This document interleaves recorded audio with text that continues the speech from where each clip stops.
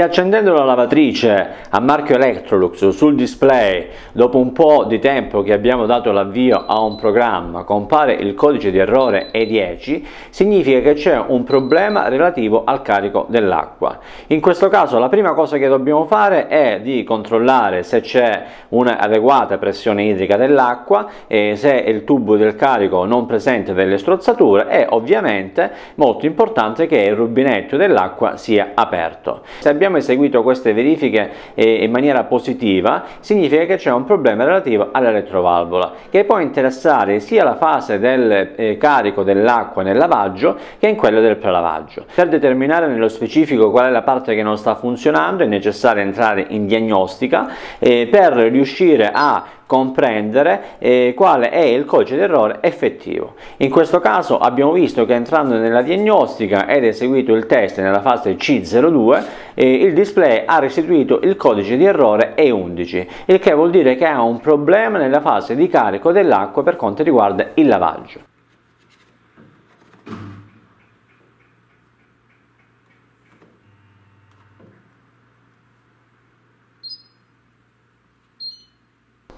Vediamo ora come intervenire per eseguire un controllo sull'elettrovalvola. Stacchiamo tutta l'alimentazione della lavatrice e iniziamo col togliere il top.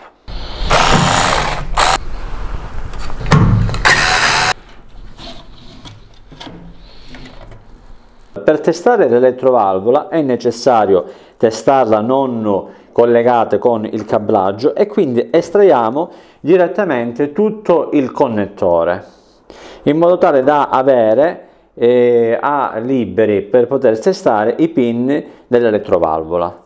Quindi con il tester acceso sulla scala dei 20 k ohm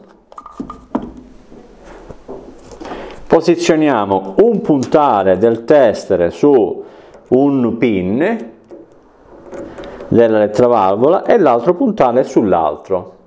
Il valore che ci deve restituire un'elettrovalvola funzionante è intorno dai 3,5 ai 4 k ohm.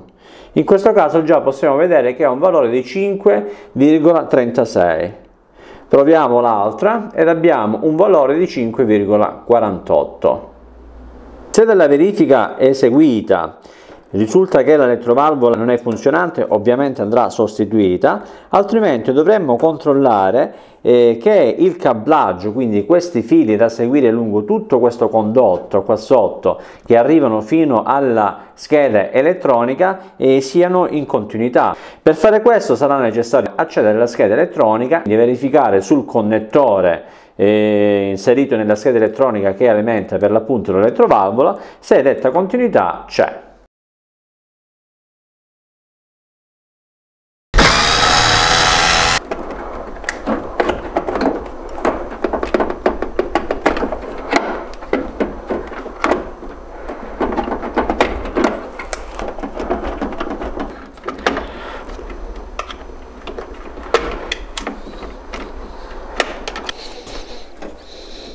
Quindi dobbiamo sganciare. Per verificare se c'è un'interruzione nei cablaggi facciamo lo stesso tipo di prova che abbiamo fatto precedentemente, quindi andiamo a misurare sulla parte interessata alla scheda elettronica che gestisce l'elettrovalvola, che è questo, se effettivamente c'è la stessa continuità. Ecco, il primo e il secondo, quindi abbiamo lo stesso tipo di continuità e misuriamo gli altri due per vedere, ecco, in questo caso abbiamo lo stesso tipo di continuità che avevamo sulla seconda elettrovalvola.